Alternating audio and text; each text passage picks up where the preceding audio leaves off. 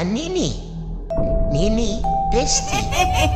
Kali ini Nini Besti akan menceritakan cerita terbaru lagi. Cerita kali ini berjudul Tersesat jadi bisu dan linglung saat mencari rumput. Tonton dan dengarkan ceritanya sampai akhir biar tidak tersesat lebih jauh lagi.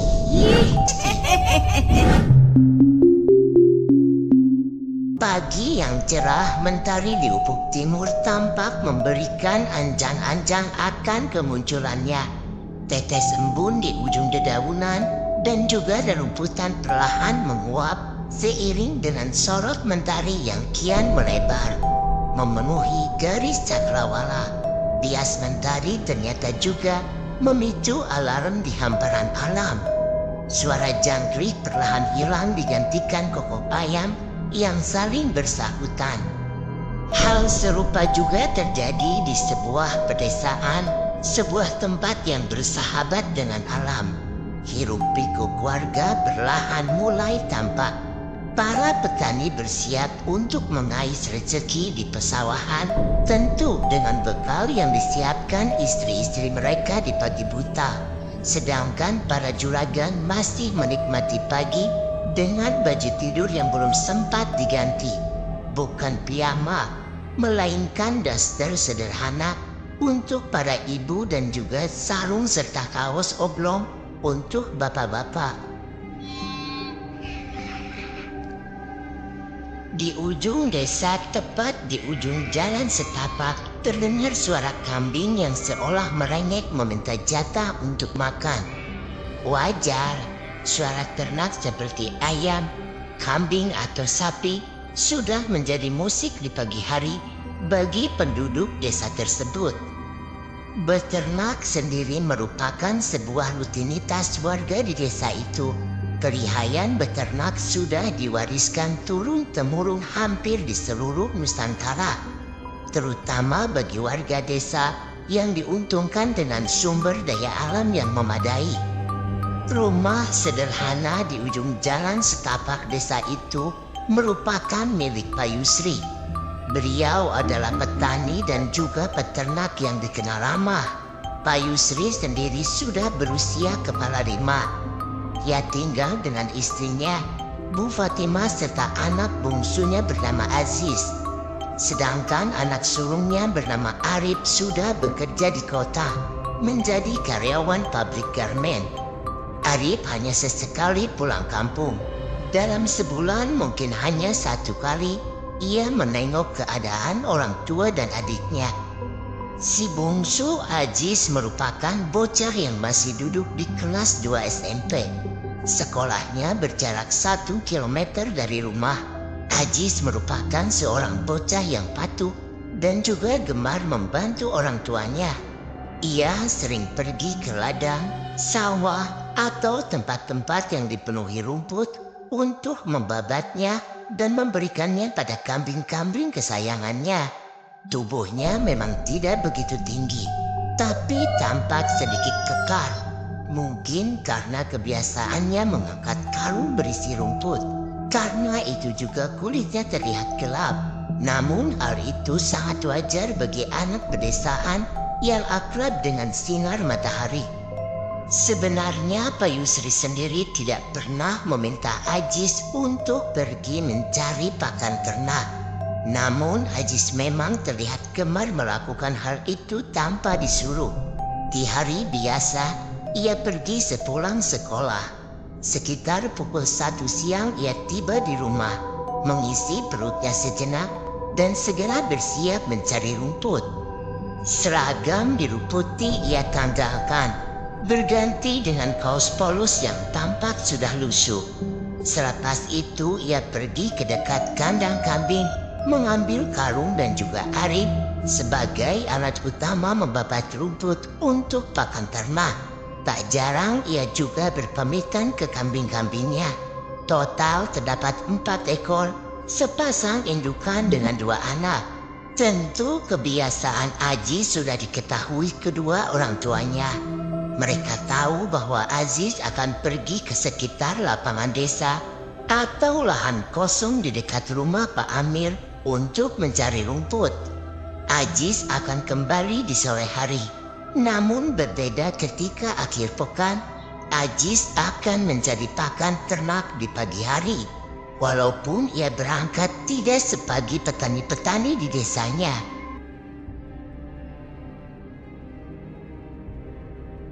Kala itu di hari Minggu pada akhir bulan Desember, pagi terasa sendu. Setelah pada malam sebelumnya, guyuran hujan dan henti menghantam bumi. Setelah sholat subuh dan mengaji, Aziz keluar ke depan rumah, menghirup udara pagi yang segar dan juga memastikan cuaca. Maklum, musim hujan sudah berjalan dan rutinitas mencari pakan harus tetap dilakukan. Aziz merasa malas ketika guyuran hujan menemaninya melakukan hal itu. Hari itu terlihat cerah.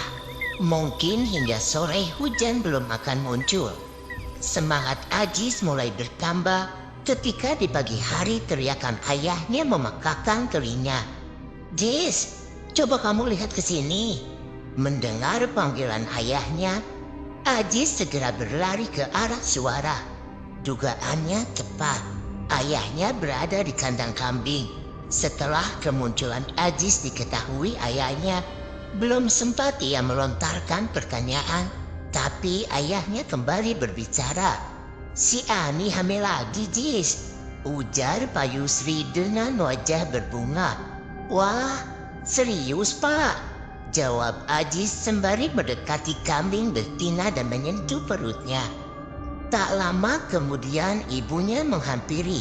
Wajahnya terlihat bahagia sama seperti ayahnya ketika mendengar kambingnya akan bertambah jumlah. "Pak, Bu, Ani harus banyak makan. Aku mau cari rumput dulu." Aziz mulai bersiap pergi ke ladang. Bahkan hingga ia lupa mengisi perutnya. Padahal tempe goreng, sayur bayam, dan juga sambal terasi sudah tersaji di meja makan. Semua itu adalah kombinasi sarapan favorit Aziz. Namun kegembiraannya mengalihkan rasa lapar dari perutnya. Mengetahui hal itu, ibunya hanya geleng-geleng. "Waduh, anak itu sampai lupa sarapan."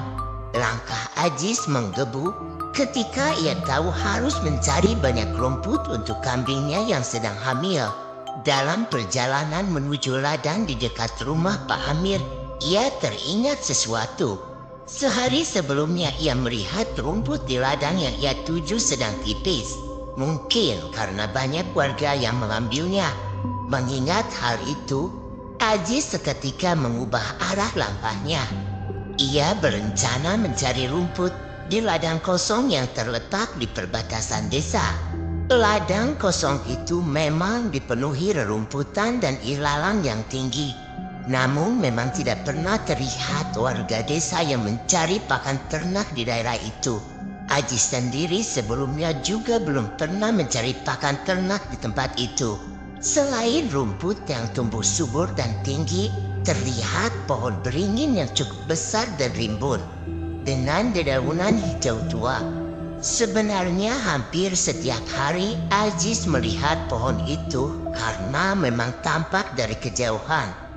Dari jalan desa yang Aziz lalui ketika pergi sekolah. Namun ia tidak pernah pergi mendekatinya karena memang ia merasa terlalu jauh ketika hanya ingin mencari rumput. Tempat itu memang terlihat sedikit menyeramkan. Walaupun begitu Aziz tidak berpikir tempat itu menakutkan karena pada hari itu cuaca cukup cerah. Matahari pun sudah muncul sempurna. Pukul 7 pagi. Aziz seolah melihat harta karun yang menggunung ketika rerumputan menyambutnya. Kakinya juga sedikit basah ketika menerabas rerumputan yang berembun tipis itu. Ia mulai jongkok. Tangan kiri menggenggam berhelai-helai rumput dan tangan kanannya menebas dengan aritnya yang tajam. Oleh karena melimpahnya rumput, dalam waktu singkat ia sudah mengumpulkan sekenal karung. Namun kakinya yang basah membuatnya ingin buang air. Ia menengok ke kiri dan ke kanan, melihat apakah ada tempat yang memungkinkan untuk dirinya membuang hajat. Ternyata beberapa meter dari tempatnya berdiri, tampak semak-semak yang cukup tinggi. Ajis menganggap tempat itu strategis, walaupun letaknya di sebelah pohon beringin yang menyeramkan itu. Tanpa pikir panjang, Ajis langsung berlari menuju semak-semak itu dan meninggalkan arit serta karung berisi rumput miliknya. Sebelum memasuki semak, Ajis melihat tepat di bawah pohon terdapat benda-benda yang tak wajar. Tampak secangkir kopi, jajanan tradisional Jawa seperti apem, weci, dan pisang goreng. Tidak hanya itu, tampak sekotak rokok yang terbuka, tapi masih terisi penuh. Namun pikiran Ajis langsung tertuju pada sesajen ketika ia melihat cawan kecil dengan abu dan juga tampak batu-batu kecil yang tidak lain adalah kemenyan. Bocah itu tampaknya memang tidak memiliki rasa takut tentang hal panik dan semacamnya. Selain itu, rasa ingin buang air sudah tidak tertahankan. Ajis memasuki semak-semak dan mulai menurunkan celananya. Perasaan lega menyelimutinya. Ajis seperti normalnya bocah yang menahan kencing. Ia memejamkan mata ketika merasa lega. Namun secara mendadak terdapat bau menyengat yang menusuk hidungnya. Bocah malang itu membuka matanya. Seketika bulu kuduknya mulai berdiri. Ajis menoleh ke belakang. Namun ia sangat terkejut ketika mendapati semak tinggi di belakangnya hilang dan juga berganti dengan pemandangan sebuah pedesaan. Ia terkejut hingga badannya membeku. Otaknya mencoba mencerna peristiwa yang dialaminya. "Loh, di mana saya?" ujarnya dalam hati dengan wajah kebingungan.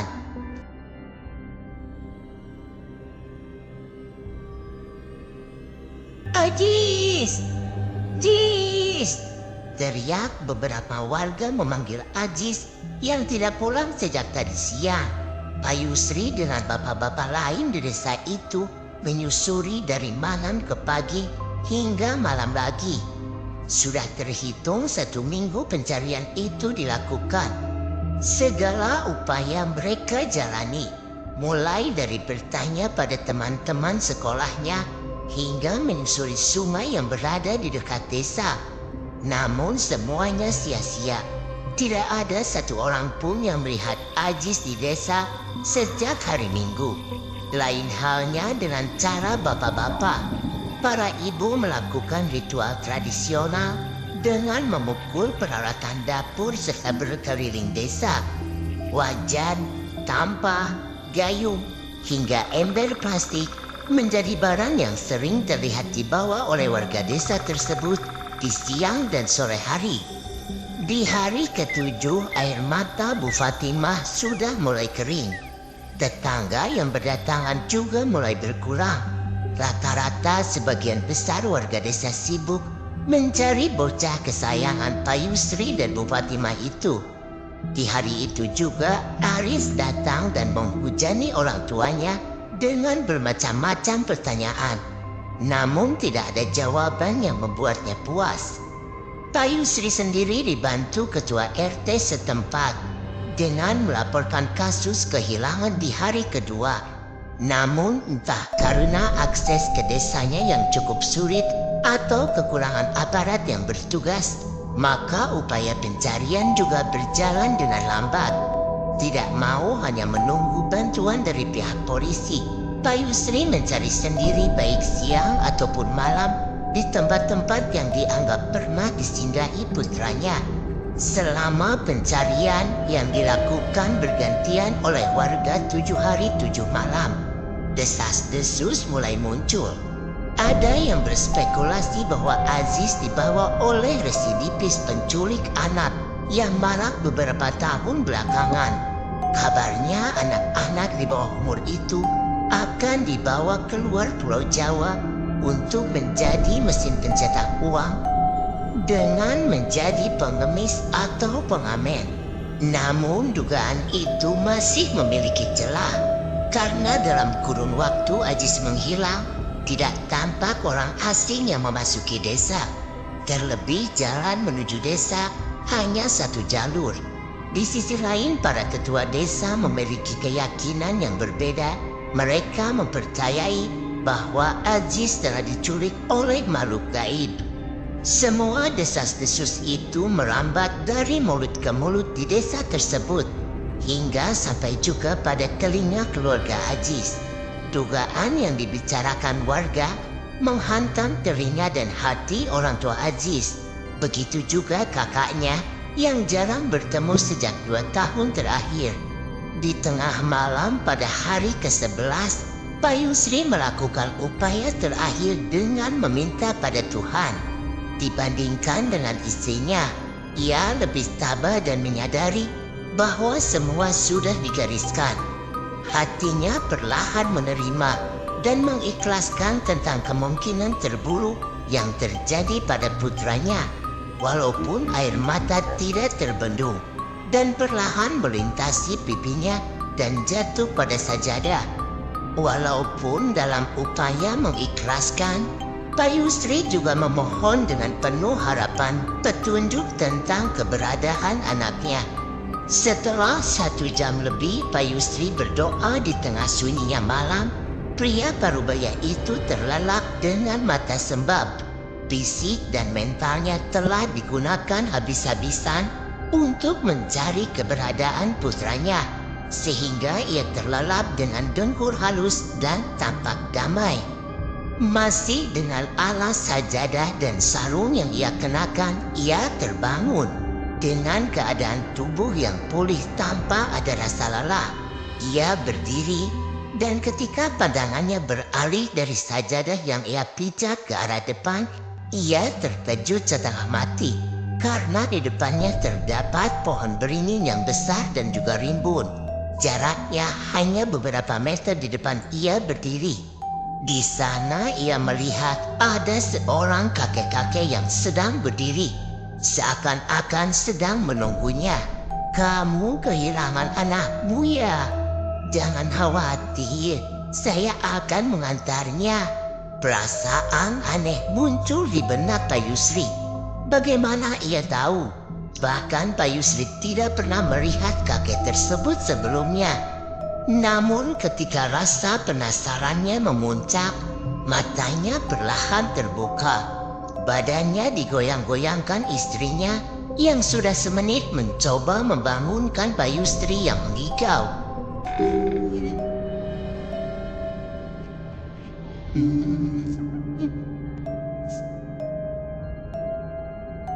Perubahan alam yang sangat tak masuk akal dialami oleh bocah remaja yang masih polos itu, Ajis. Ia sangat yakin ketika mencari rumput matahari masih terik dan juga suasana pagi masih terasa. Ia ingat betul bahwa semak yang digunakan untuk kencing adalah hamparan luas tanpa pemukiman. Namun kenyataannya berbeda. Tampak sebuah jalan berkabut dengan siluet tipis, rumah-rumah yang tampaknya terbuat dari anyaman bambu, persis seperti sebuah desa dari masa lampau, mungkin zaman kerajaan. Selain kabut tipis, tampak juga pohon bambu yang tumbuh subur di kanan dan kiri jalan tanah berbatu itu. Sejauh Ajis memandang, tidak ada pohon beringin yang semula ia pandang dengan sedikit kengerian. Kali ini yang ia rasakan hanya kesunyian dan juga udara segar serta suara gamelan yang terdengar tipis. Suara itu berasal dari perkampungan di ujung jalan, mungkin sekitar 100 meter dari tempat Ajis berdiri. Yang disaksikan Ajis hanya sebuah perkampungan berkabut tipis di sore hari. Suasana menjelang maghrib. Walaupun sempat kebingungan dan juga membeku selama beberapa detik, tapi Ajis dapat dikatakan sebagai bocah yang pemberani. Langkah pertama mulai Ajis ambil. Ia mengedarkan pandangan untuk melihat banyak hal di sekitarnya. Ia terus berjalan. Bocah itu memilih berjalan ke arah di mana terlihat banyak rumah-rumah terlihat. Sedangkan di arah sebaliknya, kabut terlihat sangat tebal dan juga tampak pepohonan yang menutup jalanan. Tanpa terasa ia tiba di sebuah desa dengan jajaran rumah lawas di kanan kirinya. Terlihat juga di belakang salah satu rumah terdapat kandang dengan timbunan rumput. Akan tetapi anehnya tidak ada kambing atau sapi di kandang itu. Hanya sekedar rumput dengan pagar-pagar bambu yang dipagari kayu. Setelah berjalan sekitar 10 menit, ia mulai menjumpai beberapa orang yang sibuk dengan aktivitasnya masing-masing. Terlihat 2 orang ibu-ibu dengan penampilan yang aneh menurut Aziz. Pakaiannya tampak seperti orang pada masa kerajaan.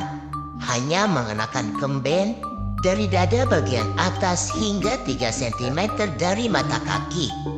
Dari motifnya terlihat itu adalah batik parang dan kawung. Dari perawakannya, Aziz menduga ibu-ibu itu berumur 40 tahunan. Mereka tampak melakukan sebuah transaksi di atas meja kayu sederhana. Tampaknya telah terjadi pertukaran antara seekor ayam betina dengan 2 koin emas yang berkilau. Menyaksikan hal itu, Aji semakin bertanya-tanya, tempat macam apa ini?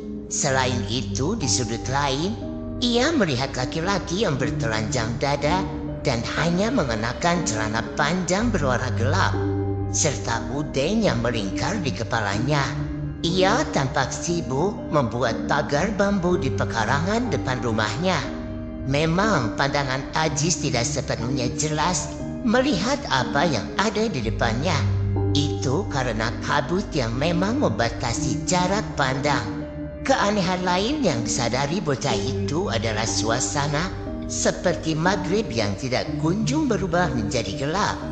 Bocah itu kembali melangkah, melewati 2 perempuan dan juga laki-laki yang ia lihat. Setelah lebih dekat, Ajis melihat dengan jelas bahwa wajah mereka yang pucat pasi, nyaris tanpa ekspresi. Hanya tatapan tajam menusuk Ajis.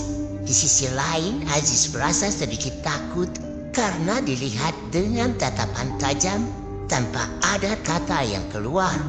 Bocah itu juga tidak berniat bertanya karena ketakutannya yang sudah menguasai kepalanya. Dengan langkah yang melambat, Ajis terus melangkah hingga ia menyadari bahwa di depannya adalah sebuah pusat keramaian. "Ini pasar toh?" ujar Ajis dalam hati. Banyak hal yang menarik perhatiannya. Penjual-penjual dengan pakaian adat Jawa kuno berupa kemben batik dan juga udeng yang ada di atas kepala mereka, hingga alat tukar yang digunakan berupa koin emas dan perak. Namun keramaian itu tampaknya tidak menyambut Ajis dengan ramah. Hampir seluruh sosok yang berdiri di hadapan Ajis menatapnya dengan tatapan yang membunuh. Tidak seorang pun dari mereka yang berbicara pada Ajis. Ajis yang mulai merasakan banyak sekali keanehan, akhirnya memberanikan diri untuk bertanya pada pedagang sabut. "Maaf Bu, mau tanya, ini pasar apa ya?" tanya Ajis dengan wajah yang ragu dan sedikit gemetar. Perempuan yang terlihat sepuh itu tampaknya enggan menjawab. Di sisi lain, sembari menunggu jawaban dari perempuan itu, pandangan Ajis tertuju pada parutan singkong yang berada di papan kayu beralas daun pisang itu. Tampak kepulan uap dari parutan singkong yang tampaknya baru saja dikukus. Uap itu berpadu dengan kabut sendu yang menyelimuti tempat bocah itu berdiri. Perempuan itu tak kunjung menjawab. Namun ia melakukan hal yang sama sekali tak diduga Ajis. Perempuan itu menyobek daun pisang selebar 2 kali telapak tangannya. Kemudian ia mengambil singkong parut segenggam dan meletakkannya pada potongan daun pisang itu. Ia juga menaburinya dengan parutan kelapa yang berwarna putih segar. Terakhir dia menuang cairan coklat kehitaman yang sedikit kental. Mungkin itu adalah gula Jawa. Selepas itu perempuan itu menyodorkan sajian tradisional itu ke Ajis tanpa sepatah kata pun. Ajis sendiri memang lapar dan apa yang ada di depannya sangat menggoda. Kepulan uap yang membawa aroma singkong dan juga manis gula Jawa seketika memporak-porandakan pikiran takut dan ragu dari bocah itu. Pada akhirnya Ajis menerimanya dengan kedua tangannya sembari tatapannya tertuju pada perempuan itu. Tetapi dingin dan tidak ada gairah bercakap dengannya. "Matur suwun, Bo," ucap Ajis sembari beranjak karena ingin segera menyantap hidangan itu. Ajis berfokus pada makanan yang ia pegang. Tanpa peduli kerumunan yang ia lewati melempar tatapan tajam kepadanya. Setelah berjalan sedikit menjauh dari keramaian, Ajis mendapati sebuah pondok kecil terbuat dari bambu dan terletak di dekat persimpangan jalan setapak. Walaupun hampir menjelang maghrib, suasana sekitarnya tidak tampak gelap. Kabut masih tampak walaupun kian menipis, mungkin karena hembusan angin yang sedikit kencang. Bocah itu duduk bersila di pondok bambu kecil itu.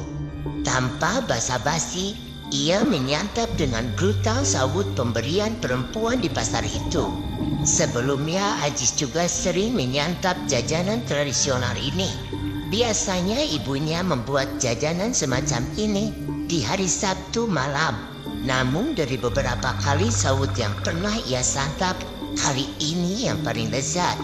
Bahkan saat itu Ajis mengklaim bahwa sawut yang ia santap kali ini mengalahkan buatan ibunya sendiri. Tanpa terasa kudapan jadul itu sudah dilahap habis tanpa sisa. Bahkan Ajis menjilat daun pisang layu itu. Kelezatan sisa-sisa parutan kelapa dengan lelehan gula Jawa tidak akan ia sia-siakan. Perut kenyang, hati pun senang. Sepertinya peribahasa itu tidak berlaku kepada Ajis saat ini. Selepas perutnya terisi, ia berdiri dan berjalan ke persimpangan. Ternyata jalan yang semula ia lewati penuh hiruk-pikuk penduduk ala pasar tradisional berganti menjadi pepohonan lebat.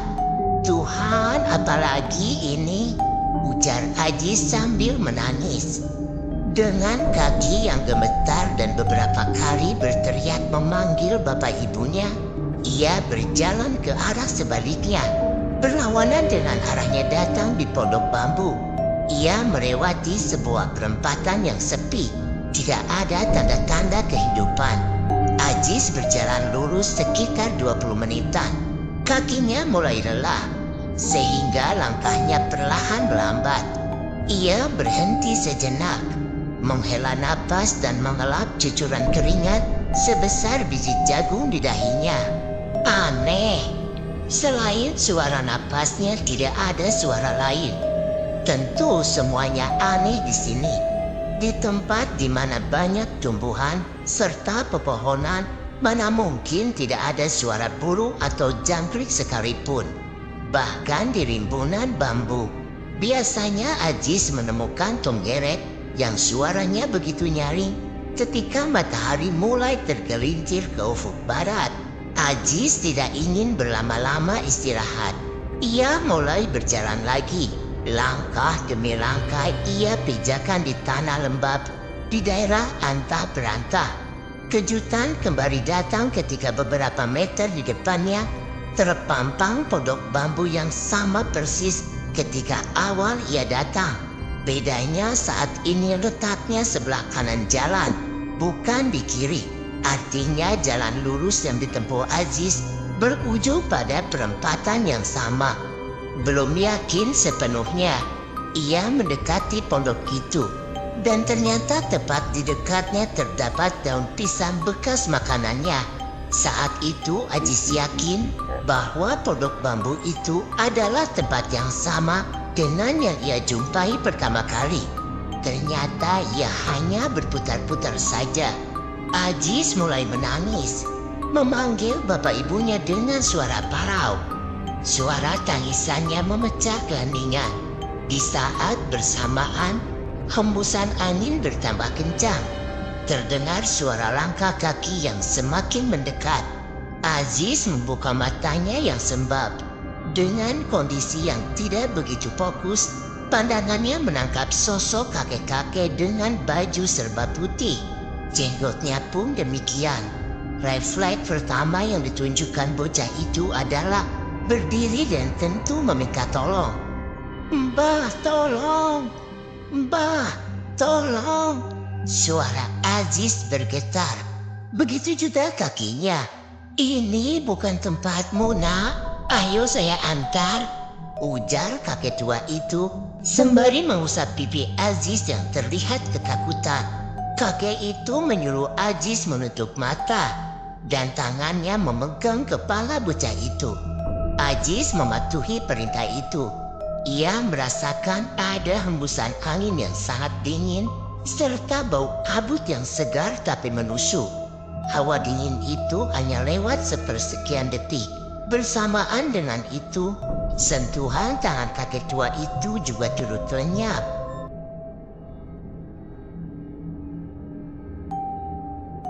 Aziz membuka mata dan ia telah kembali. Ia berdiri tepat di mana ia kencing. Tubuhnya masih membeku.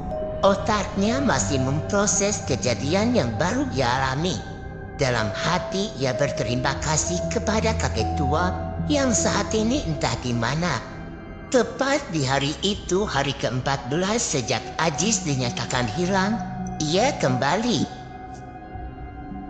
Di saat bersamaan, di tempat yang tidak jauh dari Aziz, muncul terdapat seorang warga yang memegang arit milik Aziz yang tertutup rerumputan. Ia secara tidak sengaja menemukannya. Laki-laki itu juga yang pertama kali melihat kehadiran Aziz yang berdiri kaku di sebelah pohon beringin raksasa. Tanpa berlama-lama ia berteriak. Satu persatu warga berdatangan. Ada juga yang diutus menjemput bapak dan ibunya bocah itu. Hanya butuh beberapa menit, Bayu Sri dan Dupatima datang. Dengan berlari mereka segera memeluk anaknya, menghujaninya dengan ribuan pertanyaan. Namun anehnya, Aziz hanya diam membisu. Sesekali mulutnya terbuka, tapi tidak ada suara yang keluar. Hal aneh lainnya adalah pakaian dan juga kondisi Aziz ditemukan masih tampak bersih. Tidak terlihat seperti bocah yang menghilang berminggu-minggu. Walaupun demikian, orang tuanya tetap bersyukur. Warga mulai berkerumun. Aziz tak kunjung mengeluarkan kata-kata. Salah seorang warga menyarankan untuk membacakannya ayat suci dan memukul lembut punggungnya. Bayu Sri melakukan hal itu. Hingga seluruh warga yang menyaksikan terkejut bukan main. Aziz memuntahkan hal tak wajar. Dari bentuknya terlihat potongan cacing tanah dan juga bangkai belatung yang diselimuti lendir merah kehitaman yang mirip darah. Baunya membuat orang sekelilingnya mundur. Ibunya menangis hebat. Di sisi lain, Bayu Sri hanya mengucap banyak istighfar.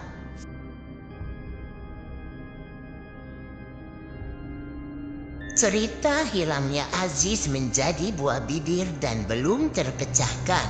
Hingga tepat pada 3 bulan tragedi itu, di malam Jumat Kliwon, Aziz bermimpi bertemu kakek tua yang menolongnya.